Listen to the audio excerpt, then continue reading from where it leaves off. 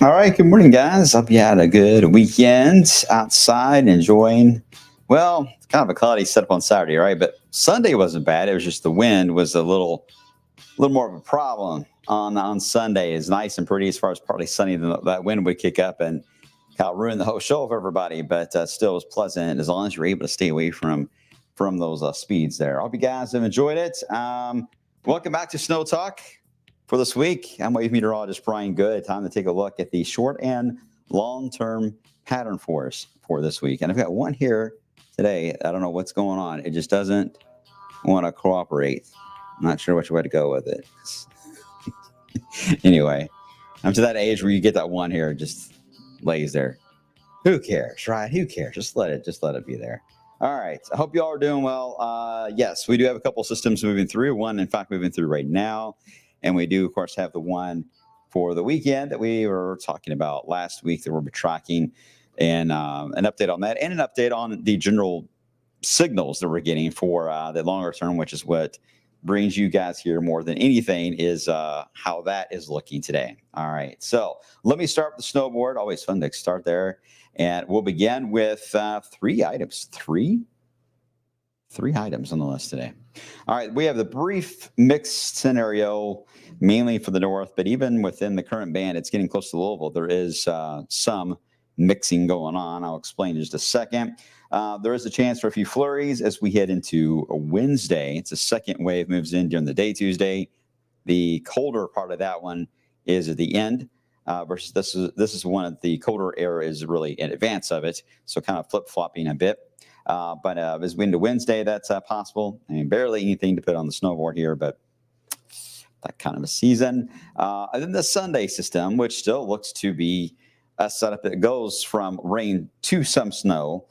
I don't see any scenario that shows all snow or snowstorm or anything like that. It looks like a cat and mouse last minute changeover. And historically around here, those types of events usually are relatively minor. I think the most I can recall in recent years anyway on getting any kind of backlash snow is maybe a tenth to maybe 1 inch, but usually it's a tenth of an inch of snow, just a little bit of a coating that takes place. So usually those are not big snows around here. But we'll see.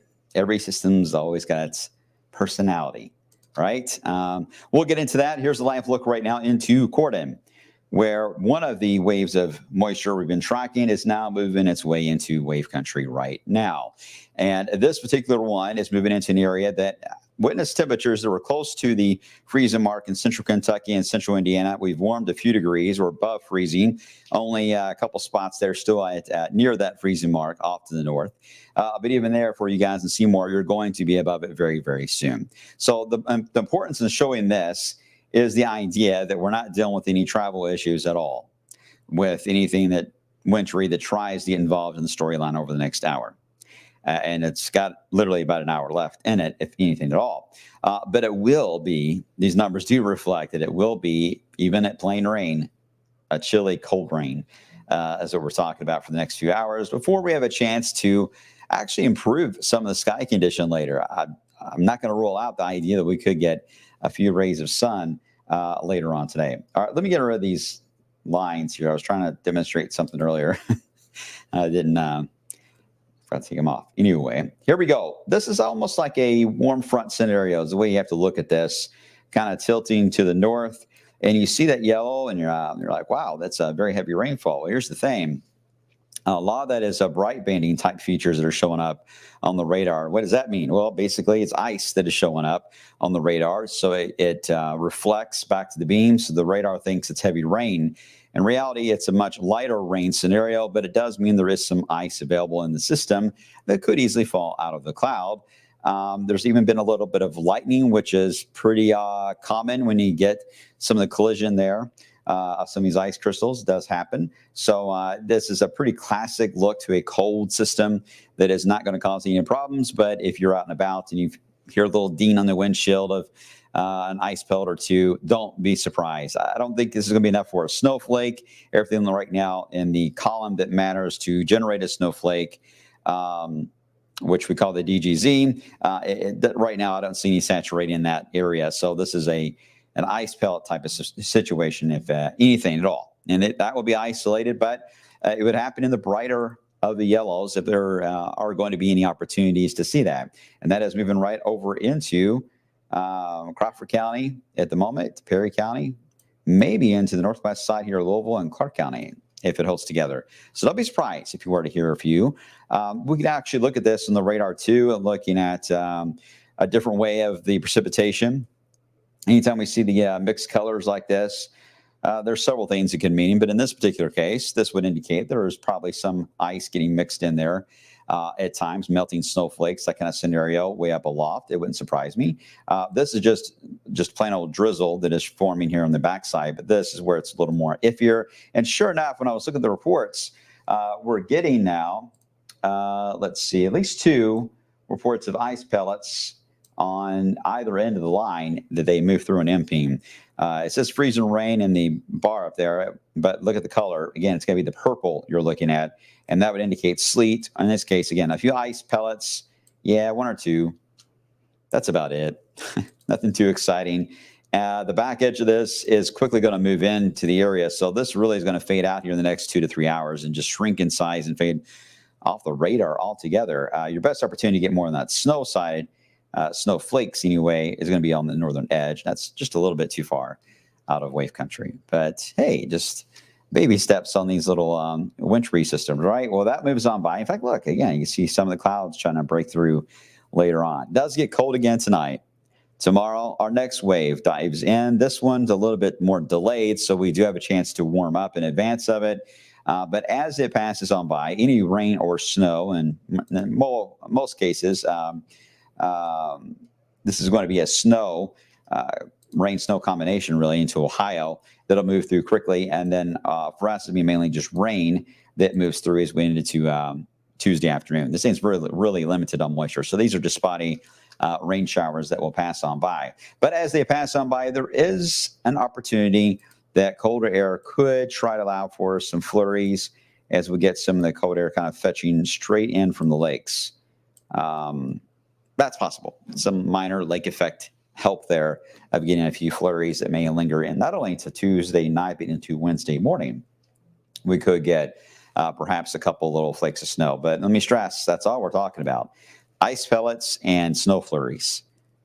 Nothing else more than that is showing up on anything. So nothing to be alarmed about. but it will keep you in that wintry feel and mood, festive mood, if you will, as it passes on by. And then we'll have a chance finally, after a chilly day on Wednesday, to warm back up. Now we get into the weekend scenario. Now, for the weekend scenario, I'm going to show you two different runs here of the modeling to kind of guide you through this. We'll start with the first look at the Euro. And as it moves out, the cold air that moves in here on Wednesday, you already see where we're going to get what we call a return flow. You're going to get some rain and some thunder. Snow breaks out in the southern plains, front range of the Rockies. You can almost see everything just comes together, right? And this is Saturday morning. This starts. We get into Sunday morning. Now we got the lovely S shape on the rain snow line. You never want to see that. It tells us that the low pressure is what we call tilted in nature, and that can create a negative tilt too on severe weather. So severe weather is a little more of an issue in this area of the country, just to our south. We'll need to watch that based on the timing too. If this is a morning issue, that matters versus an afternoon timing. And the two models between the Euro and GFS, I'll show you, do have about a 12-hour speed difference on timing. So that question has to be answered too. We got to figure out the speed. It's the only thing on the storm side. All I can tell you is it has a chance to produce some thunderstorms. A lot of heavier rainfall. We need the rain, right? It begins to wrap up with falling temperatures throughout the day on Sunday, and with that backlash, cold and snow that moves on in. Now, here's the thing. This kind of a backlash cold scenario tends to favor Chicago, Indianapolis, Detroit for your accumulating snows, that type of track. Usually it's in their favor. Our area, it's typically, again, the much lighter snow flurries, maybe a ground coating here and there, that kind of a scenario. If you go by the Euro, that's what its outlook is for now. It has been slowing down. It needs to slow down a little more if you want more on the way of snowfall out of it. It needs to slow down and retrograde just a bit. And there is a slight block out here to the east of it, so that is possible. And no, there's no doubt I've been trending it for several model runs now, and it has slowed down significantly after a while of being held back here for a while into the Four Corners area. It's now green. It's going to roll out. Then it was too fast. Now it's backtracking and slowing back down again. So they're trying to adjust, kind of like when you swing the pendulum and eventually it just tries to stop in the middle. That's basically what this system is trying to do here. Is trying to figure out where will be the middle ground, and that affects our weather in a significant way. Here is the Euro ensembles on this. Several of the L's are showing up right over the Ohio Valley. Obviously, if they're a little more south, a little more interesting, a little more north, not so interesting on wintry weather anyway. We really don't want them to be too far north because we do not want severe weather this weekend because this system would have quite the kick for that to happen. So we either want it along us to give us just a good soaking rain, or to the south to give us some snowfall, some wintry weather out of it. But the modeling is still having trouble on where to placement. I'm showing you this because it does not have, again, as many of the plots out west, as it's really trying to throw the idea out that this is going to be a fairly progressive system and not stall, which is good.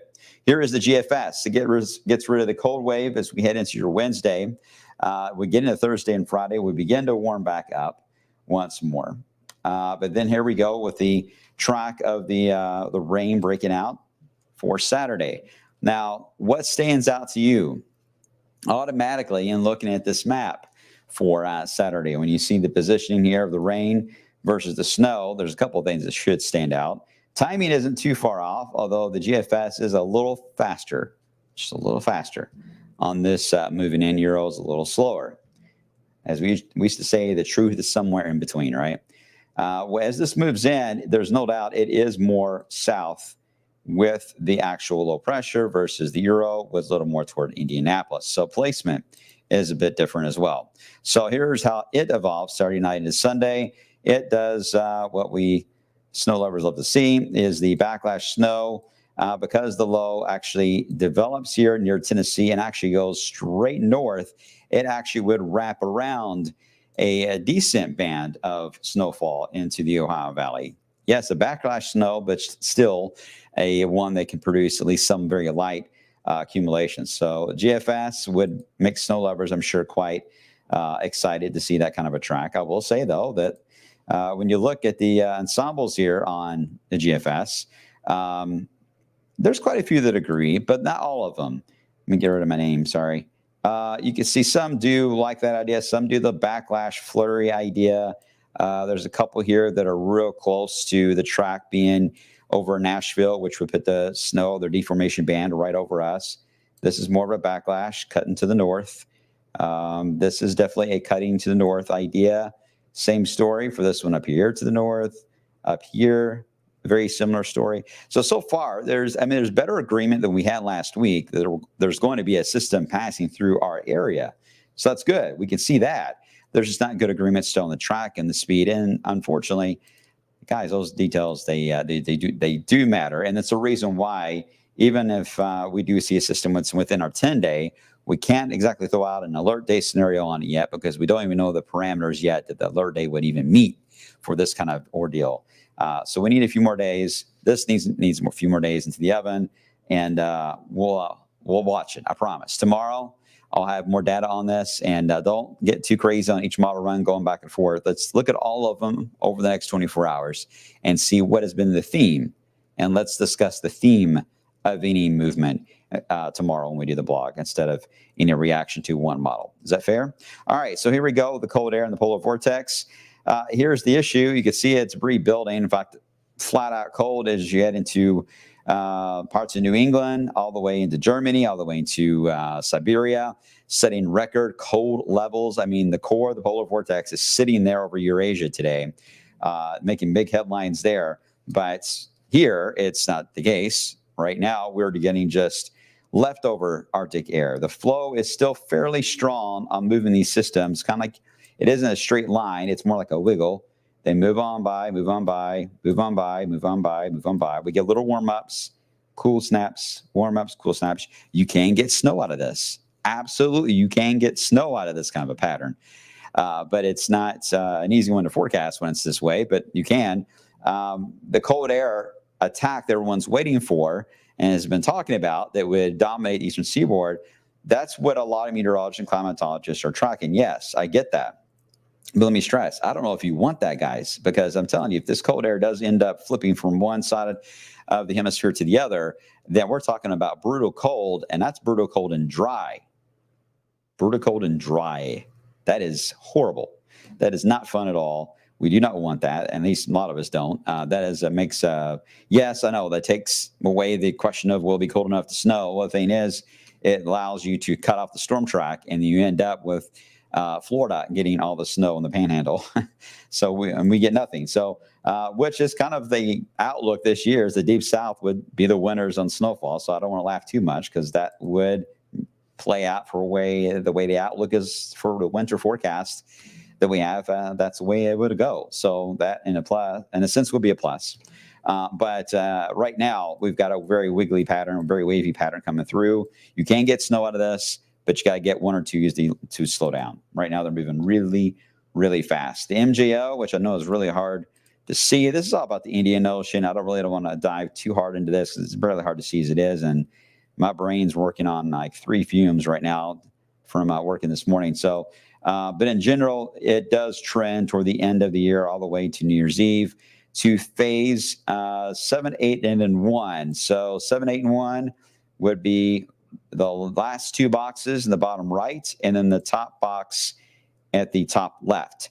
So yes, that would favor and trend toward a colder pattern for us. That again would be more so toward it indicates the end of December. I think it's more January we're talking about. January and February would be the reaction of what kind of move that would be for the MJO. So something we'll watch. We'll see if that's indeed the case. So I think overall, we're not going to see a lot of change here, guys. I really don't think we're going to see a ton of movement in the upper air pattern for a while until we get just a little bit closer to the setup that will play out for the end of the month and into January. Until then, it's going to be nail biters, watching the models constantly back and forth, and just seeing how it goes on a one step-by-step type of basis. You can see the jet. It does really show that wavy pattern, right? The 1, 2 of the 3 of the systems moving through.